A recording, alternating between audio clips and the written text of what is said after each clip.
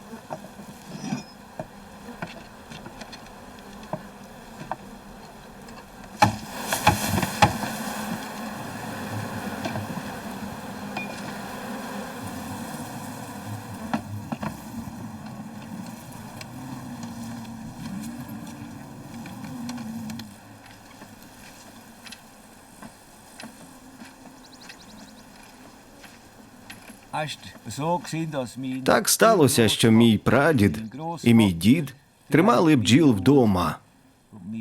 Мій батько теж мав бджіл, а я цим не цікавився. Я не любив бджолині укуси. Коли батько постарів, він раптом сказав: «Якщо я не хочу займатися бджолами, то він їх продасть». І це мене зачепило. Тоді я почав цим цікавитися. І подумав, якщо наші предки були здатні тримати бджіл і терпіти їхні укуси, то і я зможу. Це була історія Нініта.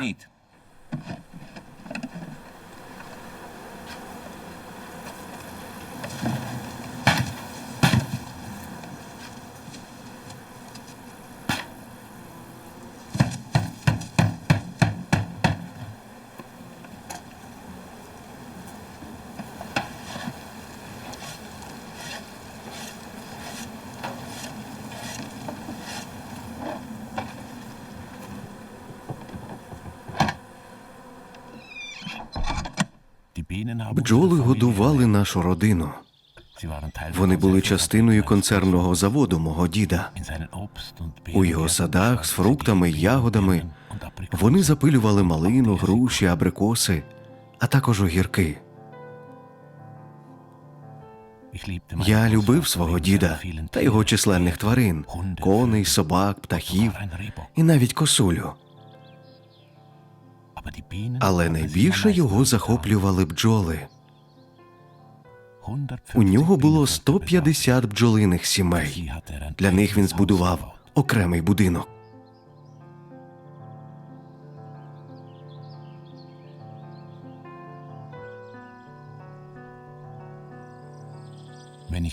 Коли я лежав у його саду на траві, я чув гудіння бджіл.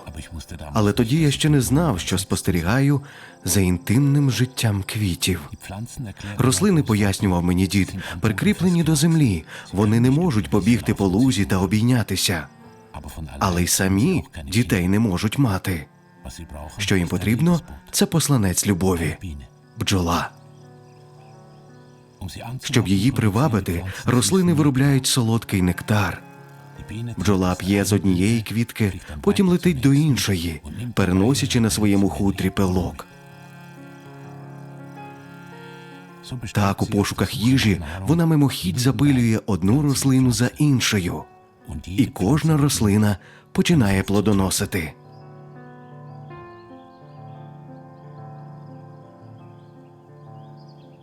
Мій дід був патріархом над садами, бджолами, людьми та машинами.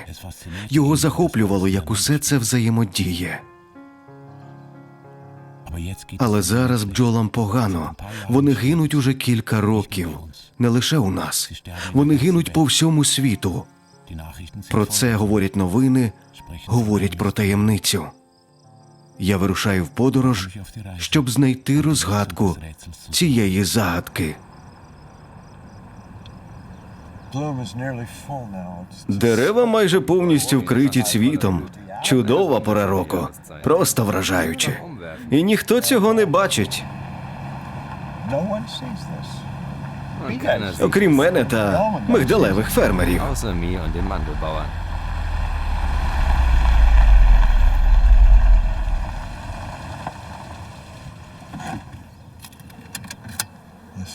Послухай. Чуєш це? Hörst du das? Чуєш? Так звучать гроші.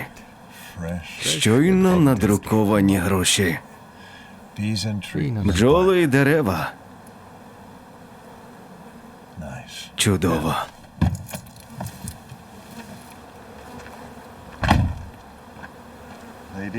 Мої панянки, як у вас справи сьогодні? Старання, як завжди. На дворі тепло і сонячно. Старий горіх. Забутий мигдаль, який не струсили з дерева.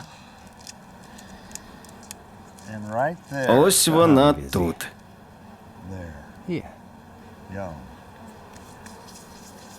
Смачно.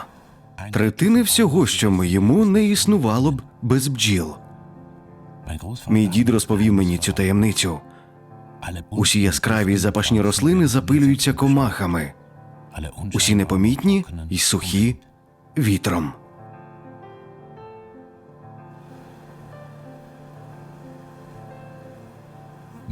Мій дід малював абрикоси і малину для етикеток своїх джемів.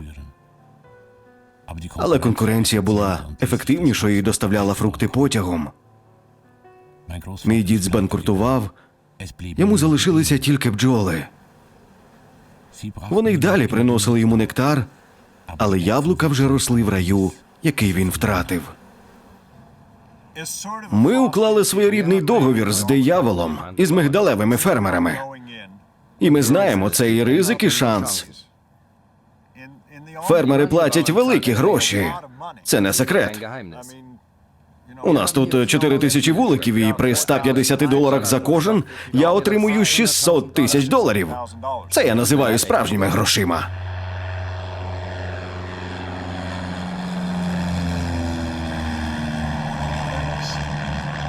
Це, можливо, Джо Мак.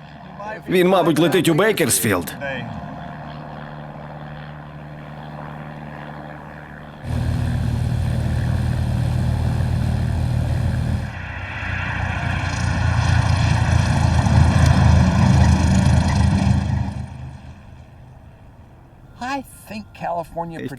Я думаю, що Каліфорнія виробляє 80%, а може й більше світового врожаю мигдалю.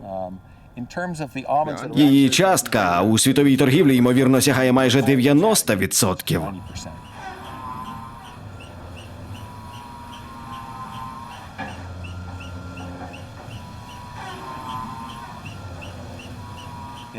Вирощувати мигдаль у малому ребені економічно недоцільно. Я не бачу причин, чому наша система не мала б працювати в довгостроковій перспективі. Я в цьому бізнесі вже 35 років і не бачив жодних ознак того, що концентроване вирощування мигдалю якось самознищує себе. Що через монокультуру може статися колапс. Я не бачу чогось подібного.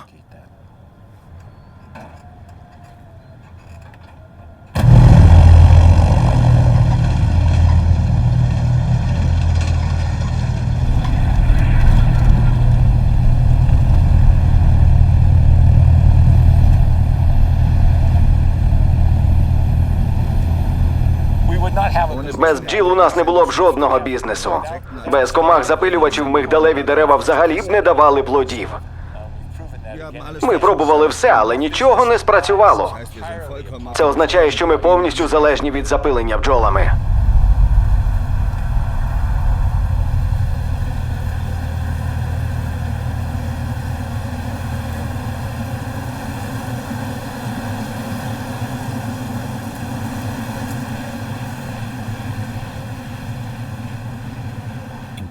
На відміну від джмелів або метеликів, бджоли вірні певним квітам.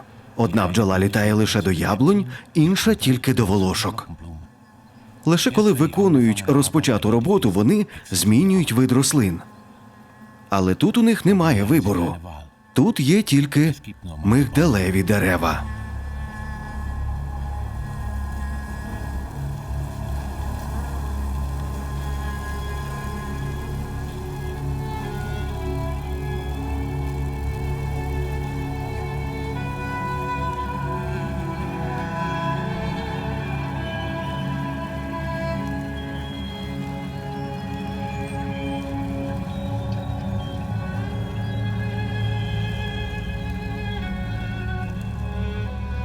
У вулику вони передають нектар своїм сестрам. Ті продовжують його пережовувати, поки не утвориться мед, і зберігають його в порожніх стільниках.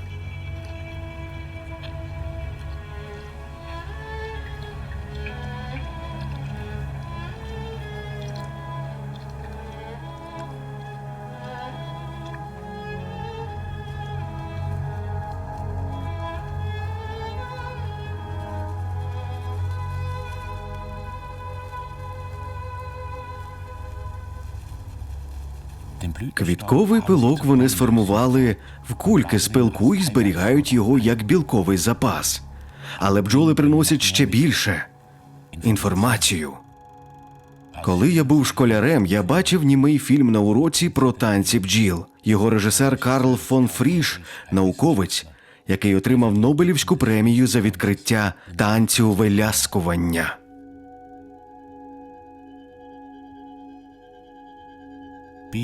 Бджоли, встановив він, повідомляють своїм сестрам у танці, як далеко знаходяться найкращі квіти і в якому напрямку потрібно летіти. Що швидше вони виляють, то ближче джерело їжі. У темряві кінотеатру мене дратують бджоли, бо мені дуже важко зрозуміти їхню геометрію. Вони такі неймовірно розумні й складні.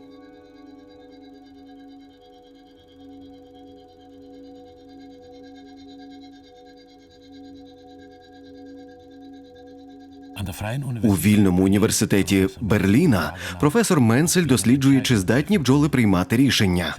У його експерименті бджоли потрапляють у дилему.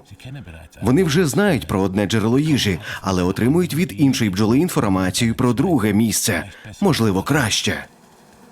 Що робити?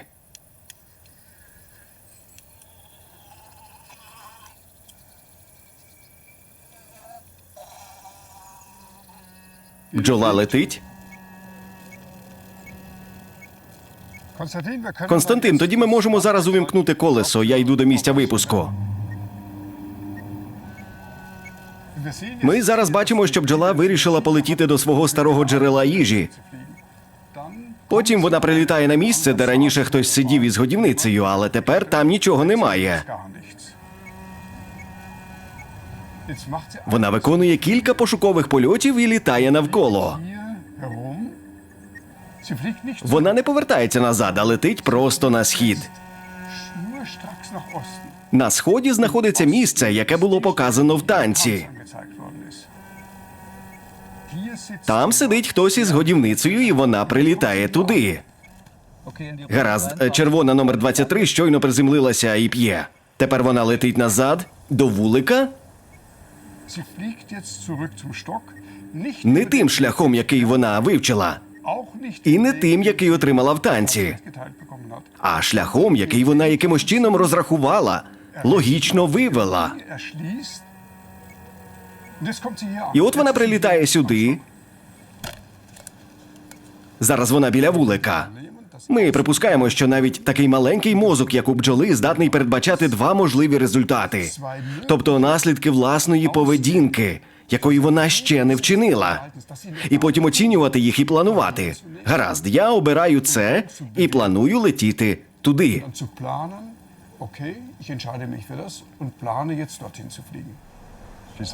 Вона чарівна комаха, дуже щедра. Не дуже розумна, але дуже щедра. Через кілька тижнів ми знову стоїмо тут, у фруктовому саду, але для неї це пустеля. Тут більше нічого їсти. Фермер-мигдаляр скаже: «Цвіт закінчився, ви можете йти». І ми підемо, інакше бджоли помруть з голоду. Зараз нас ось-ось перевезуть.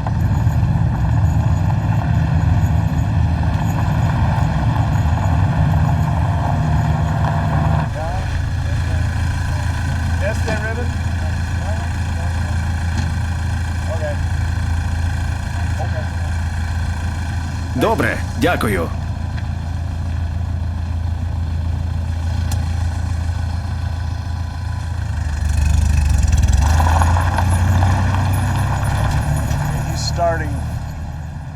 Він починає з іншої позначки. Можливо, він трохи триматиме відстань. Якщо тільки вони не обприскують бджіл, це вже було б добре. Це було б супер. Якби вони лише оприскували вночі, коли бджоли в вуликах, це було б ідеально. Наступного дня речовина висихає і вже не така смертельна. Якби лише вони оприскували вночі. Aber nachts kann man eben nicht. Але вночі нічого не видно. Вони б заблукали в цих нескінченних полях. Тож, вони роблять те, що мають робити. Це не вбиває бджіл одразу, але відлякує їх. Коли речовина висихає на квітці, бджоли приносять її до вулика і годують нею дитинчат. Через 19 днів ми бачимо наслідки. Розплід гине. Це наслідки фунгіциду. В принципі, це всім відомо. Das sind die Folgen des Fungizids. Das weiß so eigentlich jeder.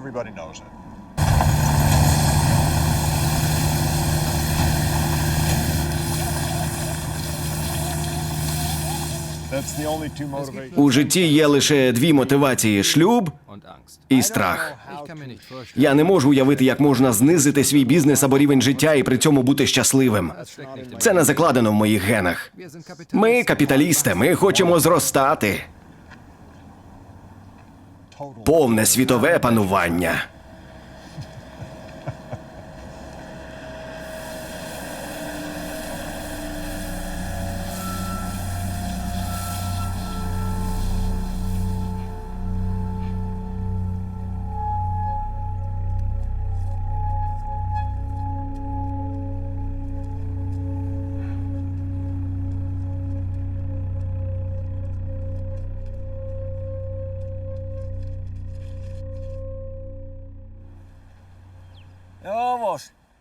Так що, сьогодні ці бджоли, мабуть, почуваються добре. Можна сказати, вони сьогодні здорові.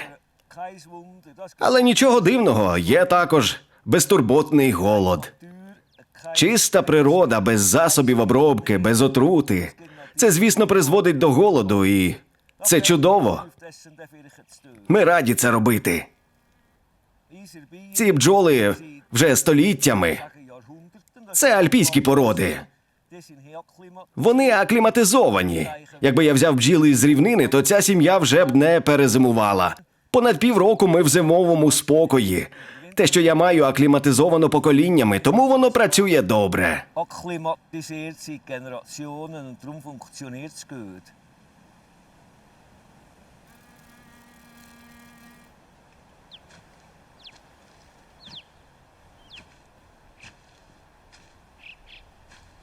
Ja, schau jetzt. Du musst mir dann da nimmer mit Поглянь, нам не потрібно постійно ганятись із твоїм жовтим веттелем. Просто одну підніми. Там стояв відводок з Урі. Яка це порода, не маю уявлення. Die fremde Biene mit den gelben Ringen wohnt im eigenen Але вони вже сюди прибувають. Ihre Königin Чужа бджола з жовтими кільцями живе в нашому бджолиному домі. Drohnen begattet worden. Die Begattung Її матка полетіла в шлюбний політ через гори і була запліднена чужими трутнями. am Drohnensammelplatz. Це спаровування відбувається десь у повітрі, і на цьому місці збору трутнів зустрічаються трутні з інших вуликів від інших бджолярів. Матка може бути запліднена до 10 трутнями, і тоді може відбутися змішування.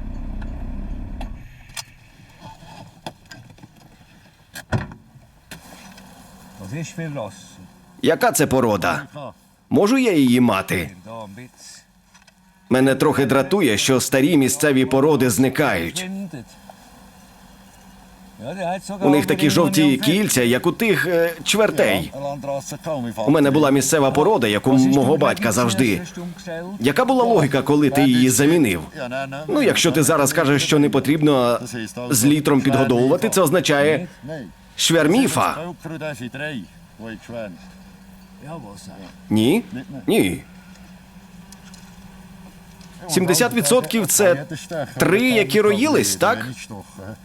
Не більше. Я мушу сказати, будь-кого може вжалити, коли я перевіряю. Але я не хочу, щоб жалили, бо ти кажеш, що вони жалять менше, ніж місцева порода? Так, звісно, коли я іноді допомагаю комусь, хто тримає місцеву породу, бо в людини скрута, я можу сказати. Якби мені довелося працювати з тими бджолами, я б перестав. Тоді б я не працював із 70 стрільчастими жабами. Так, власне, у мене немає захисної сітки. У мене немає вуалі з Вайгаузена. Та я й не лізу туди. Dass die Begattung nicht Те, що спаровування відбувається не у вулику, а в повітрі з кількома трутнями з різних сімей, це витончений захист від інбриндингу. vor Inzucht. Матка – мати всіх 50 тисяч бджіл у вулику. Вона відкладає до 2000 яєць на день. 2000 Eier legt sie täglich. Це вага її власного тіла. Von den anderen Інші Bienen бджоли zum Hegen доглядають за нею, годують і чистять.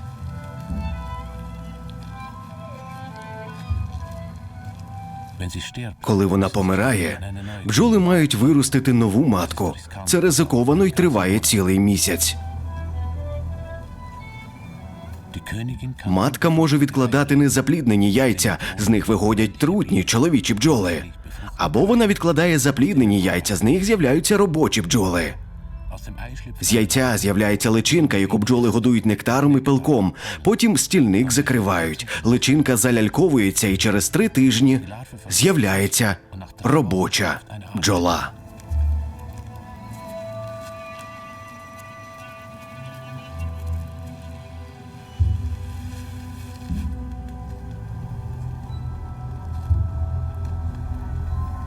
Die dicken männlichen Drohnen. Товсті чоловічі трутні потребують на 3 дні більше. Протягом усього життя їх годують бджоли, щоб вони були сильними для щоденного вильоту. Щодня по обіді, приблизно о 2:00, у надії зустріти в небі принцесу.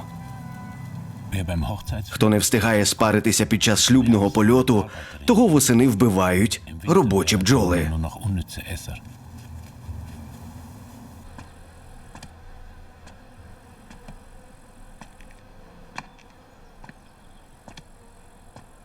Взимку трутні – це лише марні нахлібники. Матка зазвичай ходить у пошуках порожніх чарунків. Ось вона.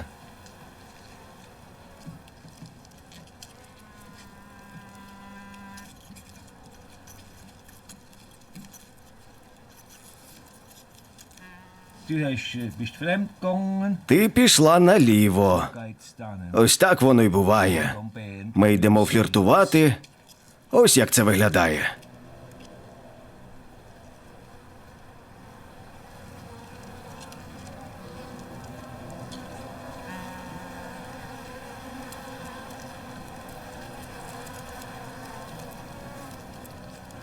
Der Honig meines Großvaters. Мед мого діда – це зовсім не подарунок бджіл нам.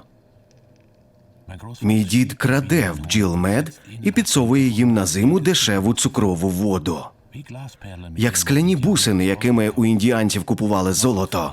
І ще витонченіше він маніпулює ними через виведених маток, щоб підвищити лагідність і працелюбність бджіл.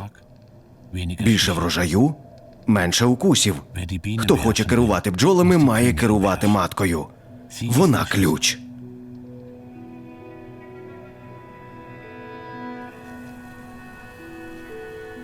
Das Volk bestimmt. Рій сам вирішує, коли йому потрібна нова матка, і будує для неї спеціальну маточну комірку. Перш ніж принцеса вилупиться, стара матка з частиною бджіл вилітає з вулика і залишає його молодому поколінню. Einem Volk. З того одного рою стає два. Бджолярі втручаються в цей процес. Вони забирають у бджіл матку, тим самим змушуючи рій виростити нову матку. Але ця нова вирощена здібностями бджоляра.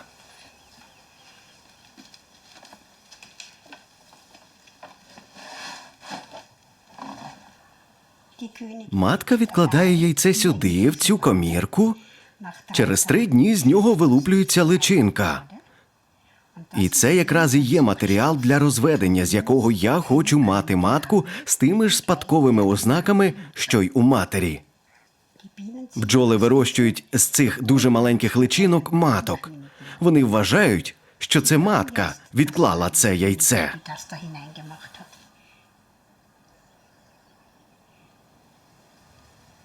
Лише королівська личинка годується маточним молочком. Це секрет із головної слинної залози. І тоді з личинки, з якої зазвичай виросла б звичайна робоча бджола, розвивається матка. So, jetzt kommt der Тож тепер рамку з личинками поміщають у виховательську сім'ю. und ich wünsche І я сподіваюся і бажаю, щоб з цієї рамки я отримала 51 матку. Namen bekomme. So, brav sein. Отже, вперед, бджілки!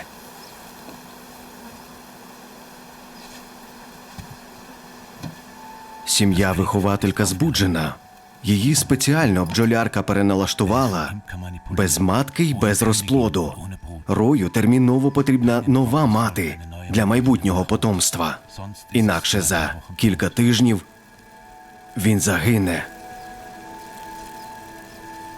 Sie brauchen nur eine Königin. Їм потрібна лише одна матка, але в своїй ситуації вони доглядають усі личинки, які їм послали небеса, годують їх маточним молочком і будують навколо них маточники.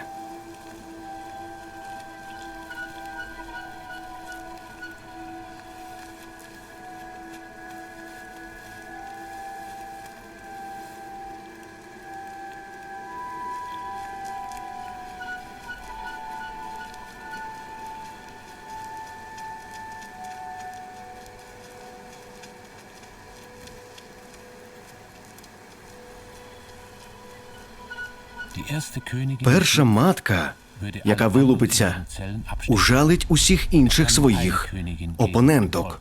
Рій може мати лише одну матку. Darum müssen die Zellen rechtzeitig Тому маточники потрібно вчасно зібрати та передати іншим сім'ям, які залишилися без матки.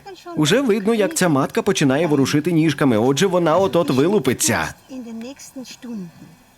Тепер її прикріплюють до рамки з розплодом у новій сім'ї і дивляться, щоб бджоли внизу її прийняли. Die Königin Матка спершу трохи відкриває кришечку комірки, висуває хоботок і дає себе годувати бджолам, поки вона ще всередині. І так вона виходить на світ уже зміцнілою. stärkt zur Welt.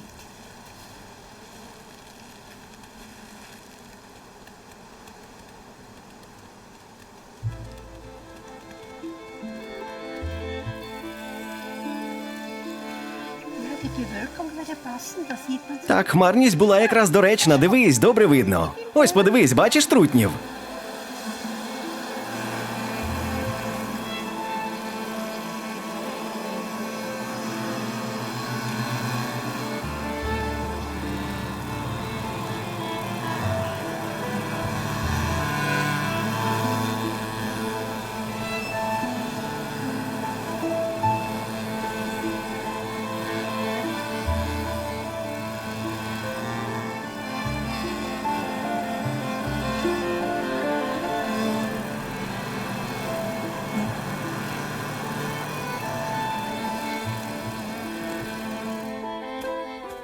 Während der Begattung stirbt die Drohne. Під час спаровування трутень гине. Коли матка повертається зі свого шлюбного польоту, вона зберігає у своїй сперматеці 5 мільйонів сперматозоїдів. Вони залишаються свіжими в ній протягом 8 років. Ти тримаєш матку? so. Отак. Щойно в матки в боксі з'являються яйця, та закритий розплід її виймають і відправляють на доставку. Das ist Nitro Це спеціальна фарба. Щороку інший колір. Так легше знайти матку у вулику, і відразу видно, скільки їй років. schneller im Stock und dann weiß man gleich, wie alt sie ist.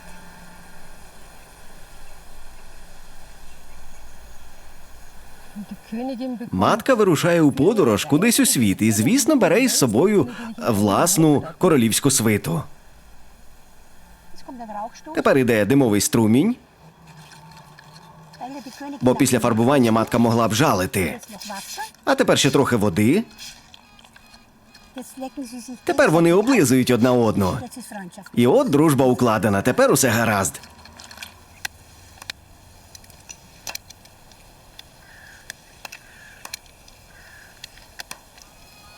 So, 60 Euro. Danke. Отже, 60 євро. Дякую. Eine Preisliste. Прайс-лист. Так, Die Rechnung. рахунок.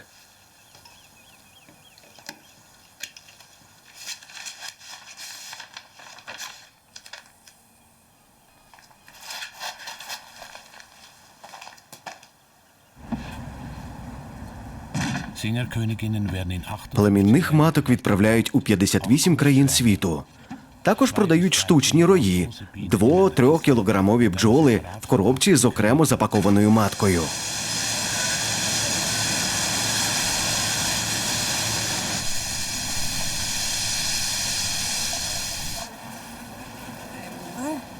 Innsbruck ist das?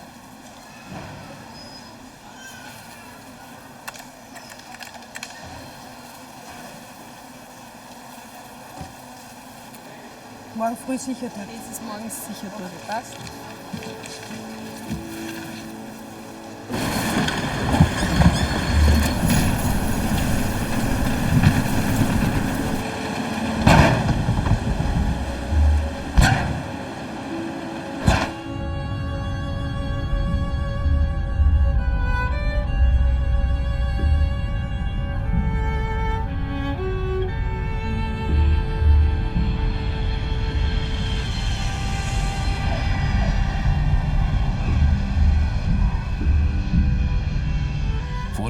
До прибуття пілігримів в Америці не було медоносних бджіл. Але поселенці хотіли перетворити дику прерію на культурний ландшафт, вирощувати фрукти й овочі. І їм теж були потрібні бджоли для запилення. Постійно потрібно імпортувати або виводити нові сім'ї.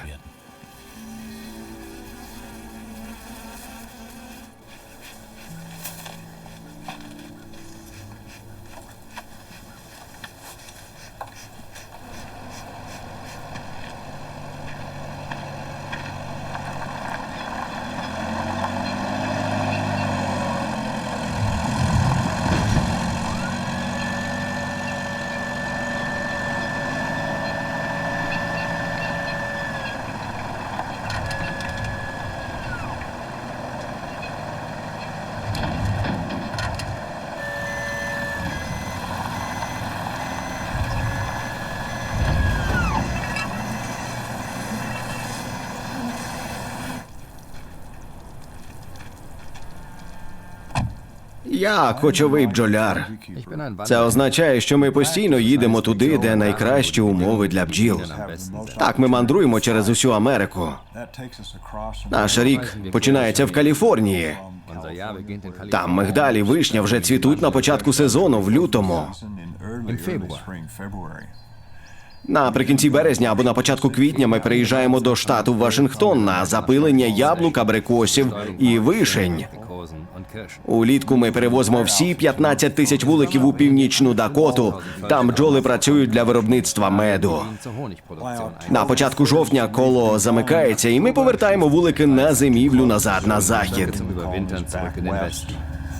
Щороку ми проїжджаємо велике коло. Große Runde.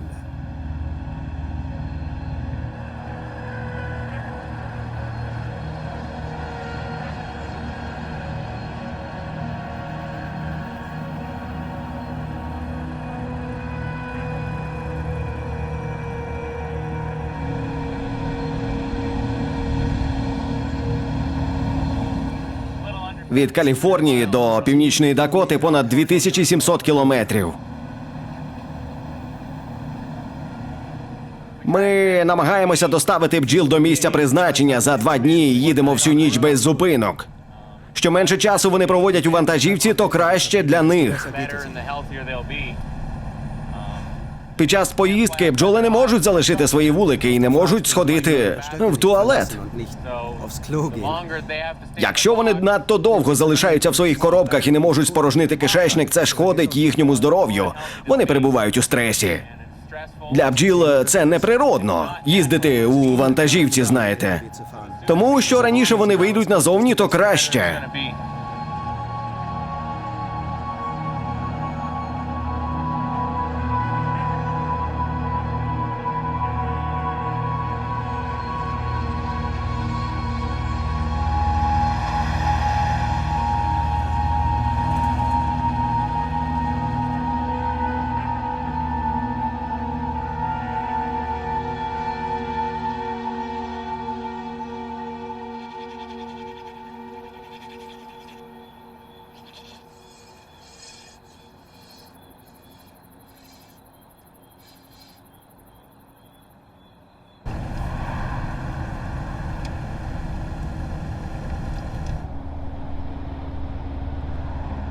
Зупинки короткі. Kurz. Без руху повітря в коробках стає надто гаряче.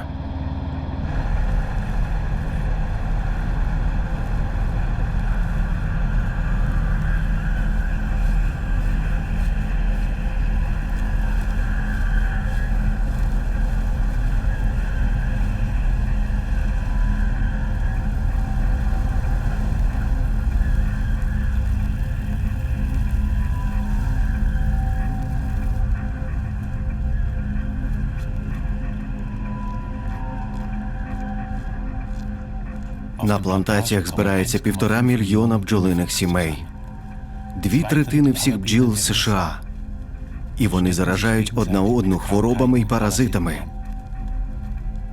Ці хвороби щоразу їдуть разом із ними через всю Америку.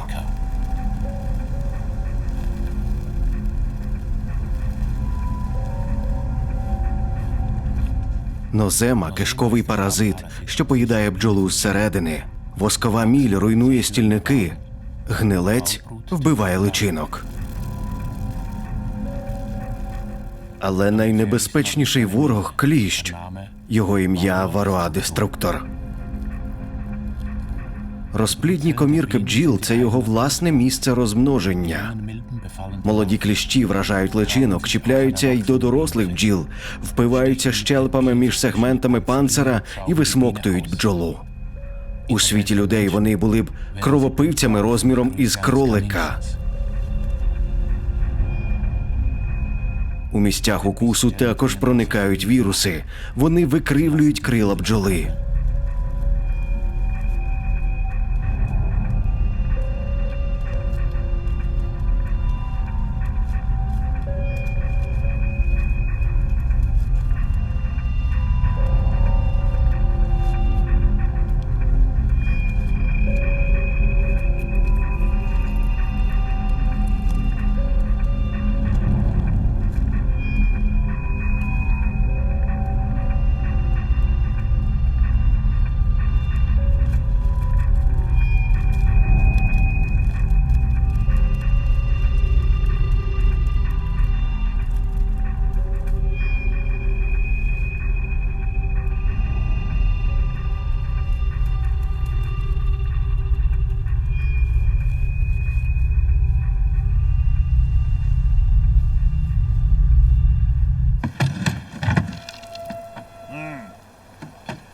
Okay. Добре, тут зовсім мало Hier бджіл. sind nur ganz wenige Bienen. Щось не Da так. stimmt was nicht. Поглянемо. Schauen wir mal nach. Look. Немає бджіл. Keine Bienen. Das Мені gefällt це mir. зовсім не подобається.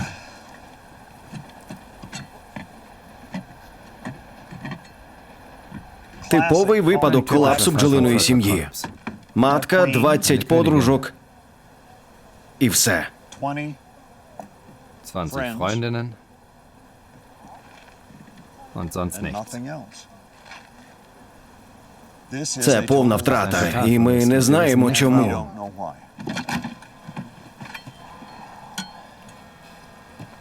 Просто Einfach зникло.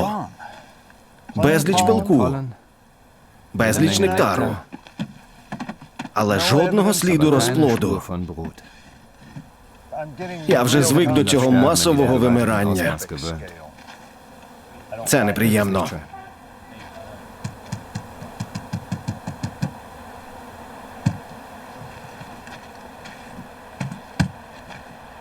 It doesn't Це вже не ранить мене в серце так, як раніше. Раніше це було як смерть у родині. death in the family. А тепер це щось, що потрібно просто владнати. Just, you know, Я повинен це владнати. Я не маю сприймати це особисто. Рій просто загинув, і я не знаю чому. Але я не можу це змінити. Життя має йти далі. move on. I Ich can't kann es mir nicht mourn the leisten, über loss den of Verlust. Я не можу дозволити собі сумувати через втрату. Це частина бізнесу. I am backed into a Я притиснутий до стіни. Тож я відповідаю тим, що маю. Хімією. chemicals. Chemie.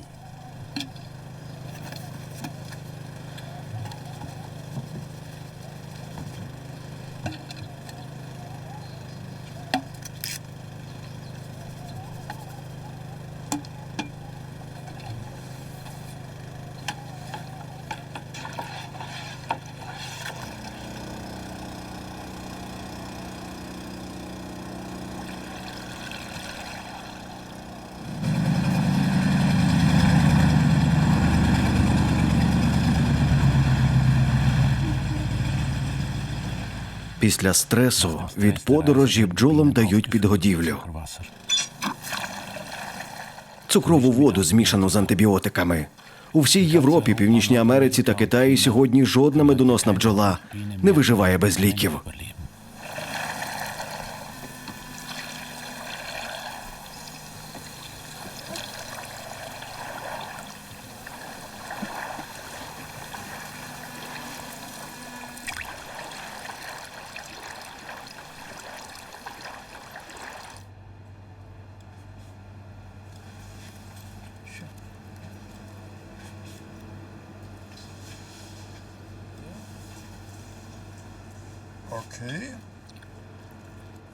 Добре, запускаємо програму. Ось цей жовтий нейрон повідомляє мозку не тільки те, що була винагорода, а й те, що щойно сталося добре. Існують також інші нейрони, gerade sich abspielt, відповідальні за страх чи захист. die zuständig sind für Schrecken oder Abwehr. Die 50.000 kleinen Але 50 тисяч маленьких мозків поєднані в один надорганізм, що є чимось більшим, ніж просто коричнева маса, що рухається. Bevölkerung einer mittleren Stadt. 50 тисяч членів однієї родини, населення середнього містечка. Verteilt Befehle. Кожній окремій бджолі, залежно від віку, відведено точні ролі. Selbst die Ніхто не віддає наказів, але всі слухаються. Навіть стільники – частина цього витонченого механізму. Gerüche. Мережа комунікації наповнена інформацією, яка в темряві вулика поширюється через запахи. Aussieht. Я можу собі уявити, що втрачає дальтонік, але не можу уявити, як виглядає світ через ніс. На кожній антені бджоли по 60 тисяч рецепторів запаху, які дозволяють їм чути запах стерео. Dimensionales Geruchs. А ще смакові волосинки на лапках. Wo ist die Königin? Коли вони ходять по стільниках, то сприймають тривимірну картину запаху, стану всього рою. Де матка? Чи достатньо відкладається яєць? Чи повні запаси? Без рою окрема бджола не виживе.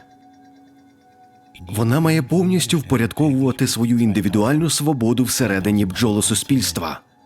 У кожній бджолиній сім'ї щодня помирає до 2000 особин, і стільки ж нових народжується. Можливо, окремі бджоли – це як органи чи клітини тіла, а надорганізм, тобто рій – це справжня тварина. Wirklich spannende Frage ist, Справжнє цікаве запитання полягає в тому, чи є такий складний соціальний організм, як бджолина сім'я, з системою з врегульованим емоційним станом. І ми б сказали, так, бджолина сім'я як ціле теж має почуття. System. Und wir würden sagen, ja, das Bienenvolk als Ganzes hat auch Gefühle.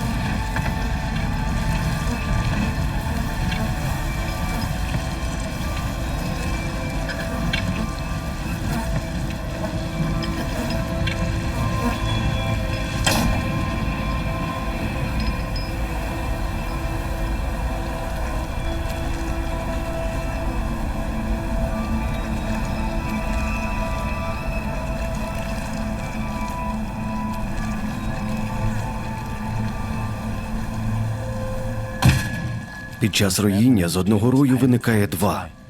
Промисловий бджоляр випереджає роїння і створює з одного рою 4. Таким чином він замінює загиблі сім'ї. Розплід. Мед. Honey, Яйця. eggs. Oh, everybody needs somebody that they can talk to. Someone to open up their ears and lend their troubles to. Now you don't have to sympathize or share what they might do.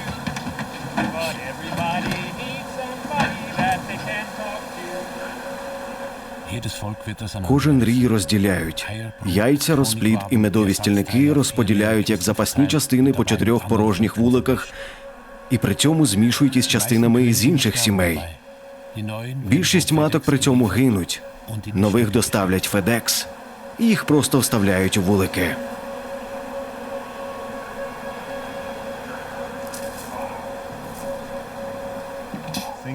Все змінилося стрімко. Сьогодні ми бджолярствуємо не так, як мій батько колись. Mein Großvater würde sich wahrscheinlich Мій дід, мабуть, із здриганням відвернувся б, якби побачив, як ми сьогодні тримаємо бджіл. Він би подумав, Боже мій, ми втратили свою душу. Ви втратили турботу і співчуття до бджіл. euch ist die Fürsorge und das Mitgefühl für die Bienen abhanden gekommen. Ви пожертвували стосунками з бджолиним народом.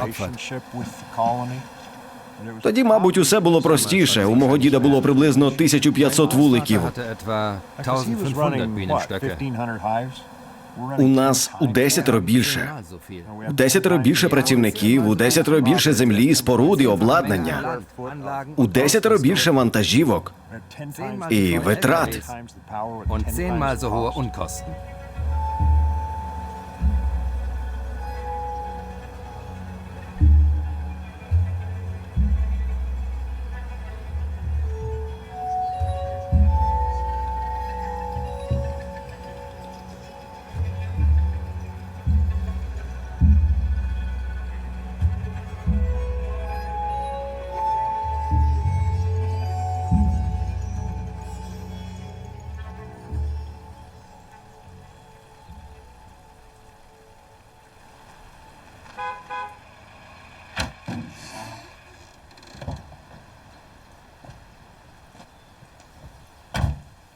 Доброго дня.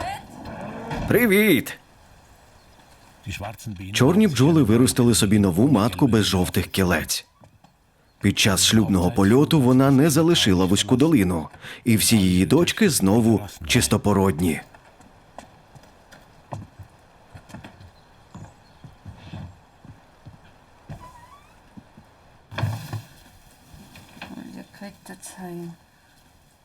Гніздо на 10-й рамці, так, з першого погляду непогано, але трохи слабкий старт.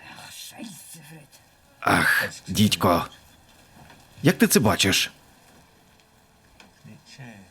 Непогано. Весь засів вражаючий, так. Це гнилець. Бактеріальна хвороба. Сподіваюсь, лише на одній рамці. Мені це не подобається. Невичищене дно. Мені це не подобається. Мені зовсім це не подобається. Ах, дідько. Бачиш? Так, бачу. Рій загублено, Фред. Це тхне. Так, це тхне. Якщо відчувається на запах, то маєш кепські справи. Питання в тому, чи хочемо ми зараз відразу підготуватись до обробки сіркою. То там є гнильцевий розплід. Так, це бактерії дуже заразні. Але звідки? Може, до них залітали грабіжники? Я навіть не знаю. Що ж, мені шкода тебе, Фреде.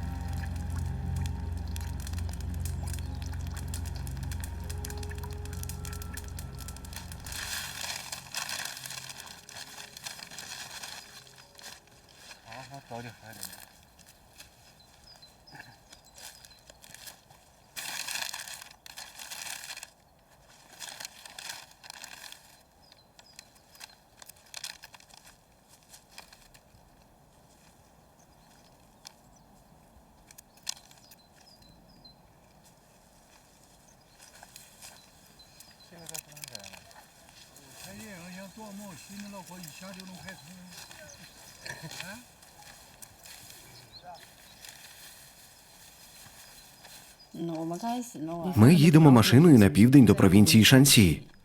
Це понад 2000 кілометрів. Нам потрібно 2 дні й 2 ночі.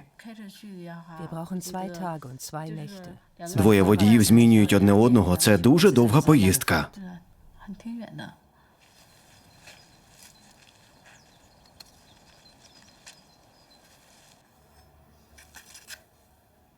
Коли ми прибуваємо на південь, орендуємо велике приміщення, щоб сушити квіти. Um die Blüten trocknen zu können. Щойно починається цвітіння яблунь, ми скуповуємо квіти у фермерів. Ми їх збираємо та обробляємо. Беремо холодильник у машину. Im Auto mit. На зворотному шляху на північ підключаємо його до електромережі щоразу, як зупиняємося.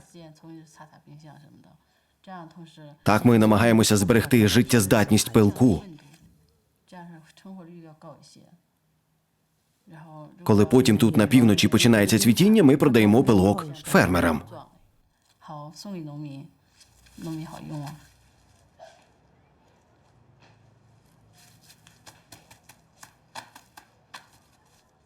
Мао Цзедун наказав знищити горобців, бо вони нібито поїдали людям зерно.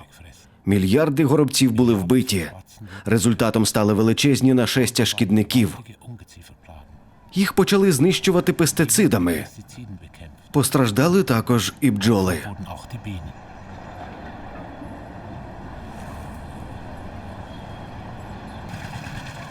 Якщо бджоли вимруть, то за 4 роки вимруть і люди. Я здійснюю подорож у майбутнє. І з подивом знаходжу в Китаї регіони, де через суцільну хімію вже немає бджіл. Вони сумніваються, чи варто дозволити мені дивитись.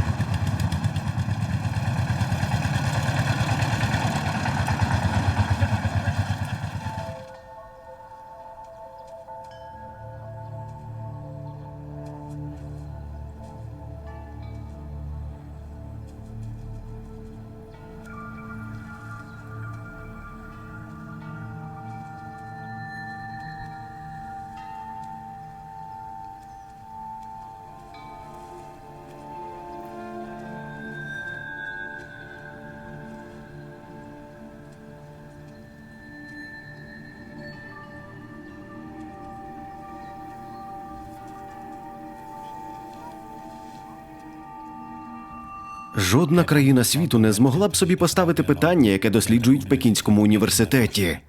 Хто краще запилює – людина чи бджола?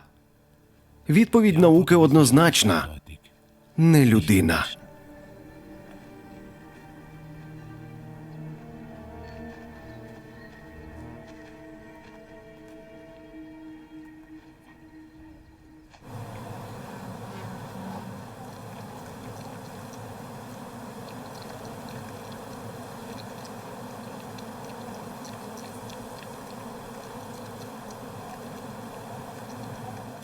Ми працювали над цим все літо. Haben wir den ganzen Sommer gearbeitet. Меду скільки завгодно. Чудовий, дивовижний літній мед. Wahrer, herrlicher Sommerhonig. Це мій. Das ist meiner. Вони не дуже люблять ділитися. Nicht so gern. Я спробую. Ich werde mal probieren. Так, дуже добре. Свіжий, із стільників.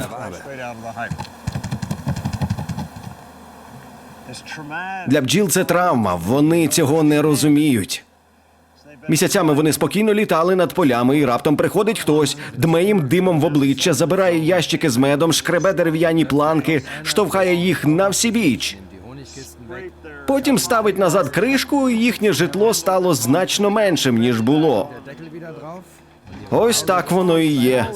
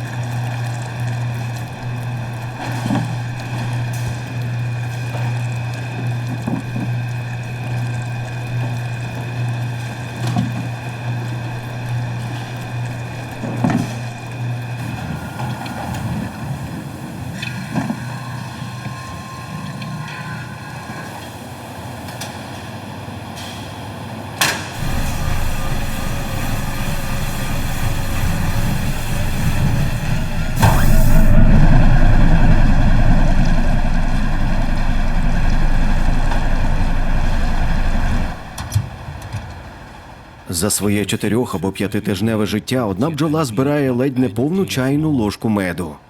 Щоб створити 1 кілограм меду, рій має 3 облетіти землю. Бджоли фільтрують отрути власним тілом. Вони жертвують собою заради потомства, яке має їсти якомога чистіший мед. Але все одно залишаються сліди пестицидів і ліків.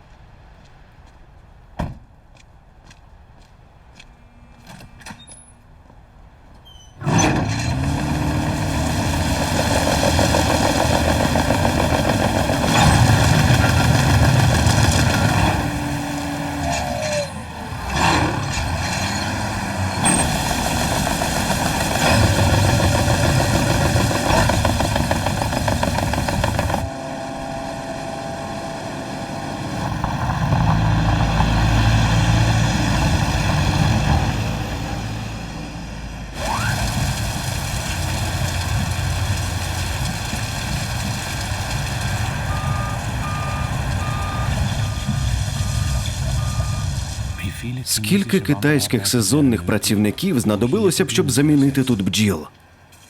Для цих мигдалевих гір 4 мільярди бджіл працювали цілий місяць. Навіть той, хто харчується вегетаріанськи, залежить від промислового тваринництва.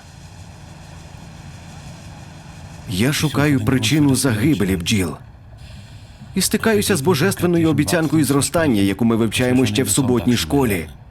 Плодіться, розмножуйтеся і підкорюйте собі землю. Загибель бджіл – це зовсім не загадка. Вони не просто гинуть від пестицидів, кліщів, антибіотиків, інбриндингу чи стресу. Це сукупність усього.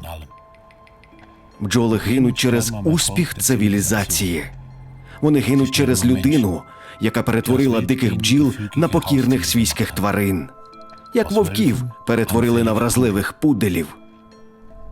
Але чому бджоли це терплять?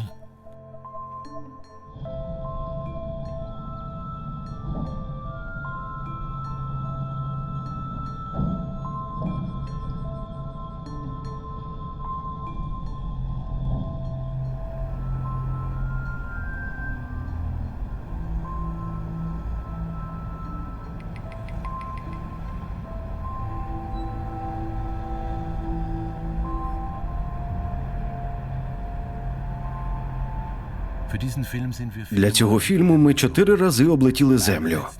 Під час одного з останніх перельотів я дивлюсь у вікно і згадую історію з Аліси в країні чудес. Історію про Червону королеву. Червона королева хапає Алісу за руку. Вони біжать і біжать, поки Аліса вже ледь дихає. Швидше, швидше, гукає Червона королева.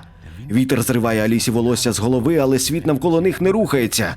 Здається, ніби дерева й кущі біжать разом із ними. Швидше, кричить Червона королева. Поки Аліса не падає виснаженою на землю, вона озирається навколо. Мені здається, каже вона, ми залишились на тому ж самому місці. Звісно, відповідає Червона королева, ти мусиш бігти щосили, якщо хочеш залишатися на тому самому місці.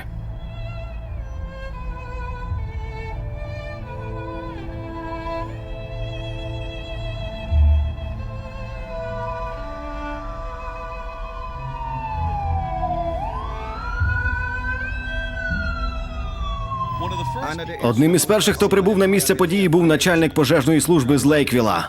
Він не міг зрозуміти, звідки взялася хмара, адже нічого ж не горіло. Все було затягнуте чорною імлою, такого я ще ніколи не бачив, сказав він.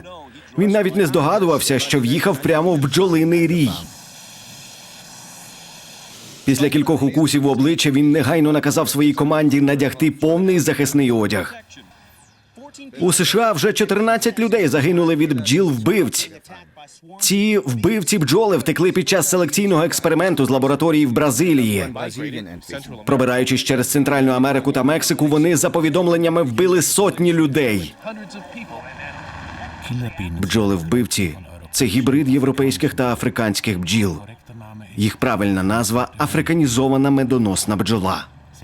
26 роїв утекли з лабораторії університету Сан-Паулу. Чи бджоли нарешті мстяться, чи навпаки вони рятівники у скруті?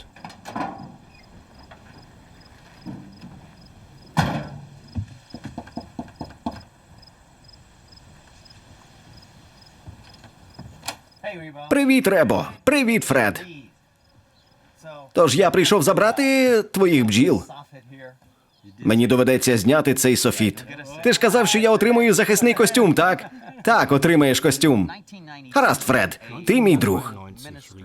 У 1992 році мені зателефонував один священник з цього району. Він попросив мене забрати його бджіл.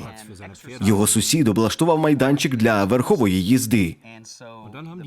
І тоді бджоли священника почали жалити коней і вершників, бо коні створювали багато шуму, а їхнє тупотіння трусило землю. А бджоли цього, звісно, не люблять. Тож я приїхав туди без захисного одягу. Так само, як і зараз. На мені була тільки сорочка з короткими рукавами. І тому, що я звик працювати з європейськими бджолами, я думав, що це не буде великою проблемою. Але коли я туди прибув, це виявилося проблемою. Ці бджоли були значно агресивніші за всіх, яких я знав раніше. Я не був певен, що це за бджоли, але подумав, я просто вийму маток і заміню їх новими, більш миролюбними. Адже ці бджоли були надто злісні. Я підсадив спокійну матку. Але бджоли миттєво вбили її і виростили свою власну матку. Тож це гарна ідея спочатку відлити, перед тим, як зустрітися з бджолами. Тож, якщо хочеш, це саме час. Сподіваюся, не обмочуся. Точно? Я готовий.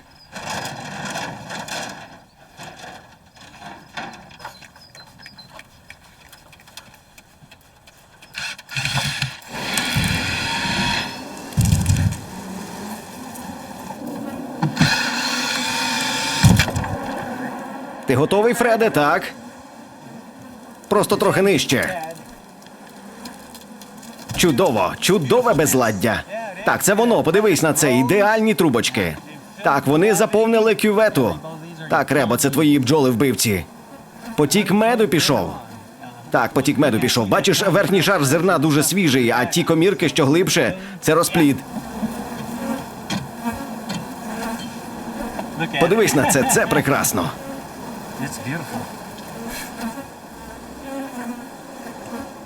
Виглядає добре, і за бюджетом теж. Знаєш, брате, якби ти жив у Тусоні 15 років тому, це коштувало б тобі $1000, щоб це усунути.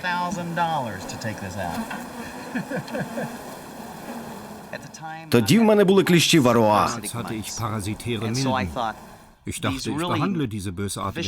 Я подумав, просто не лікуватиму ці агресивні сім'ї, і кліщі їх знищать. Але кліщі їх не знищили. Ці дикі бджоли прекрасно розвивалися без жодного лікування, тоді як мої доглянуті сім'ї, незважаючи на обробку, почувалися доволі погано. І тоді до мене поступово дійшло. Ці бджоли – щось особливе. Я подумав, що це, можливо, справді африканські бджоли, але нікому не сказав, бо хвилювався, що може статися, якщо я про це заговорю. Що може статися, якщо я це зроблю.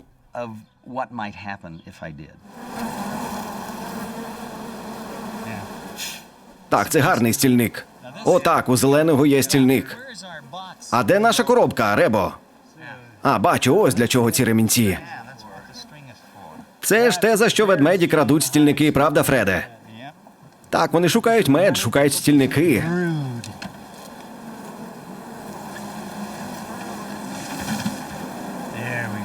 Ось сюди.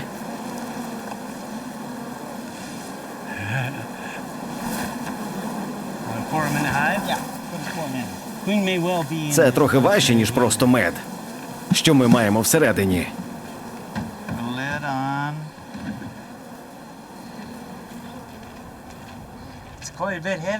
Так неймовірно, скільки ці вулики важать. Поставимо ось тут на край. Я хочу переконатися. Зігнати їх знизу? Так, є бджоли на дні? Не дуже багато.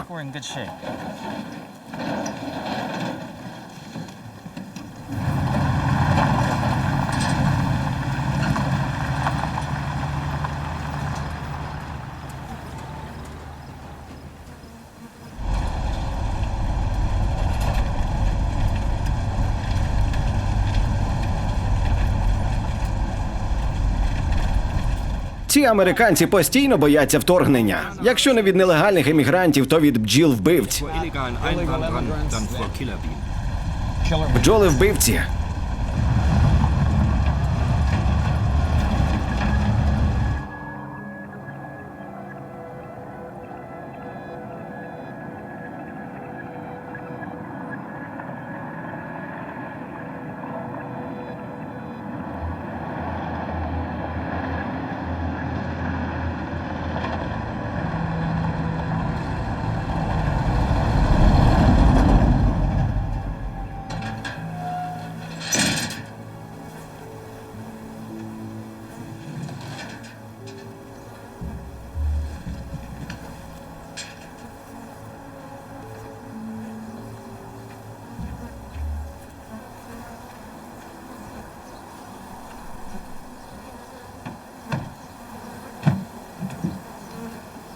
Зараз я змушений носити захисний бджолярський костюм і поводитися з цими бджолами набагато обережніше, але це того варте. Вони виробляють більше меду, і їхній мед вільний від хімії. А для мене це надзвичайно важливо.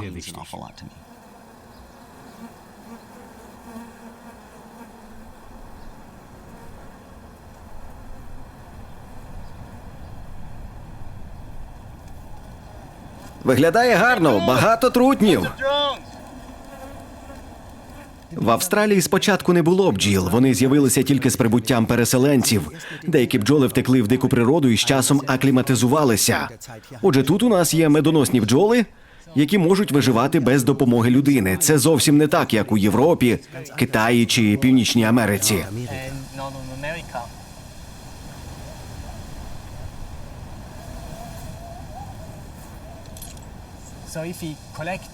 Родольфо збирає там угорі самців. Вони насправді є клонованими варіантами матки. Так ми можемо дослідити гени матки. Я часто порівнюю нашу австралійську дику бджолу з великим банківським рахунком. Рахунком, на якому немає грошей, а є генетичне різноманіття. Наша робота полягає в тому, щоб зняти трохи цих генів, щоб інвестувати їх у майбутнє бджільництво.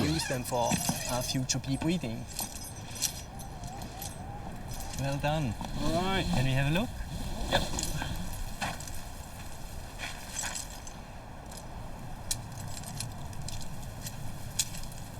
Подивись на це. Дуже гарно. Так, вони дуже жваві. Бджоли не відпускають мою родину. Тепер мої онуки захоплюються ними. Що залишиться моїм онукам поїсти, коли вони самі стануть дідусями?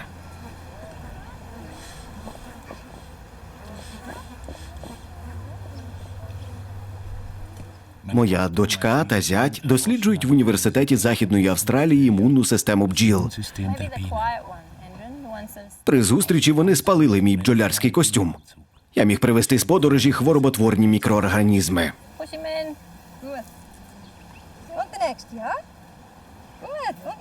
Адже тут живуть останні здорові бджоли. Континент без кліща вароа. І це самець непоганий. Це мама бджола? Ні, це тато бджола. Мама бджола он там.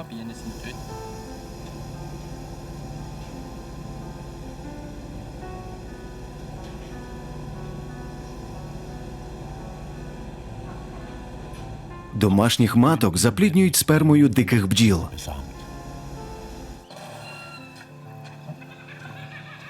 Щоб уникнути ризику, подібного до того, що стався в Бразилії, австралійських експериментальних бджіл перевозять на безлюдний острів. Там вони мають пройти стрес-тест. Якщо вони його витримають, їх продовжують розводити. Можливо, для світового ринку. А можливо, на цьому острові виникнуть франкенштейнівські бджоли. Але принаймні вони не становитимуть небезпеки. До материка надто далеко. А можливо, саме на материку бджоли захворіють, а тільки ці, острівні, залишаться здоровими. Раптом я побачив Ноєв ковчег.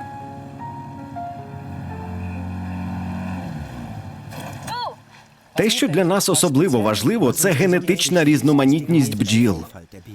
Слід уникати виведення лише за одним параметром, що призводить до втрати генів, тобто до втрати генетичної різноманітності. Натомість ми маємо намагатися вносити нові варіанти назад у популяцію. Бджоли-вбивці точно мають кращий імунітет, але ми не можемо тримати вовків навколо себе. Ми ж хочемо співіснувати з бджолами. Тож у нас не залишається іншого вибору, як шукати компроміс між бджолами-вбивцями і тими бджолами, яких ми розводимо зараз, щоб ми могли всі жити поруч одне з одним.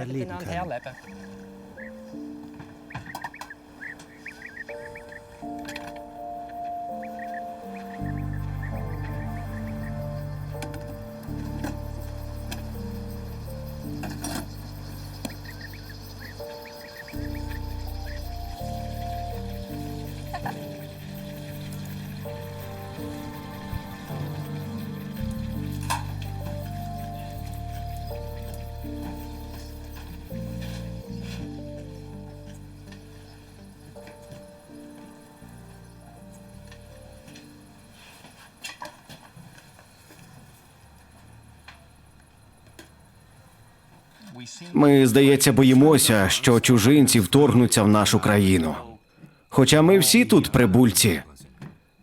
Коли прибули африканські бджоли, у них не було ні документів, ні дозволів, ані закордонних паспортів. Зупинити їх було неможливо.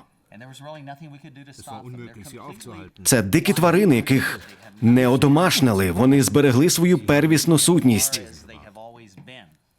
І саме це дуже лякає людей. Коли я у 95-му році поїхав до Бразилії, я побачив, що там люди живуть у повній гармонії з африканськими бджолами.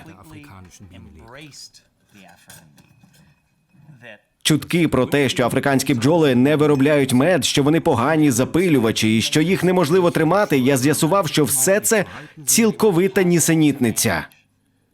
Їм потрібно дуже мало, щоб вижити.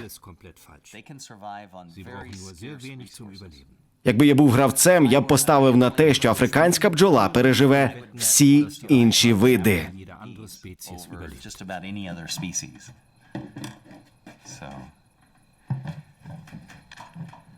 Я вірю, що вони залишаться тут, коли нас уже не буде.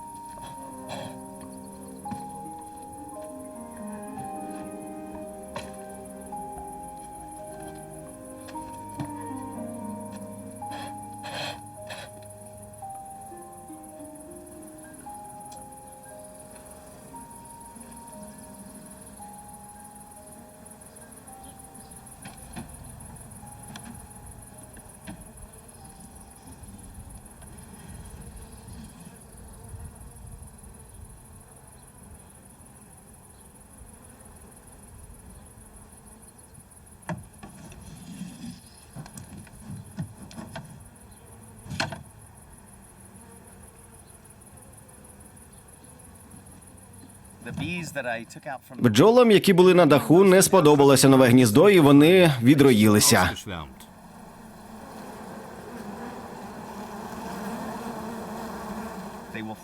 Вони шукають собі гілку або щось подібне, щоб зібратись у клуб і захищати матку. Вони посилають розвідниць, які шукають нове відповідне місце для гнізда.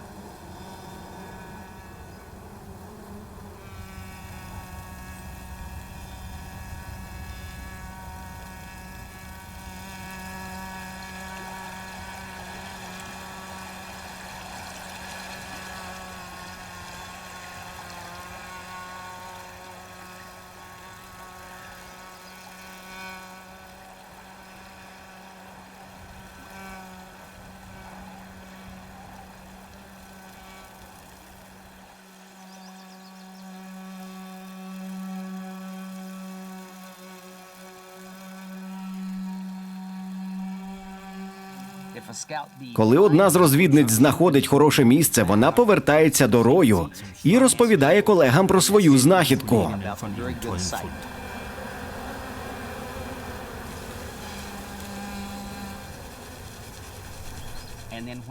І якщо всі погоджуються, весь рій летить туди разом.